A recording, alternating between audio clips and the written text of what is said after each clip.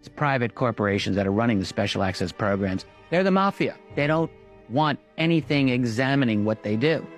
They've got the future in their possession. They've got the most exotic technology and science imaginable, and they have it. Why would they possibly want to share it? And that's where the dark programs, I think, come in, the skunk works. It's where the government and big business somehow are interlocked that we don't know, and there's somebody's getting that money, and so it's going somewhere. Recently declassified documents now shed light on the other aspects of BASS and information that may have originated from some of these older programs. There were 119 alleged crash retrieval cases.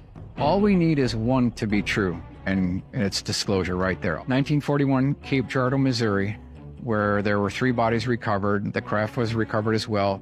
It's alleged that the bodies in the craft were stored in the basement of the Capitol building in Washington, D.C. July 2nd, 1947, you've got the Roswell crash retrieval.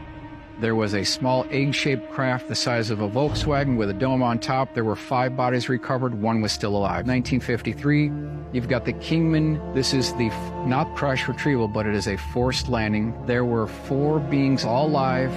They did establish contact. That craft was allegedly brought to the remote test site in Nevada. The 48 Aztec crash retrieval, this was a 99.9-foot diameter dish-shaped craft that had a kind of a silver outer exterior color. There were 2 bodies recovered on the upper dome of the craft. In the central part of the rim of the craft, on the interior, there were another 14 bodies for a grand total of 16 bodies.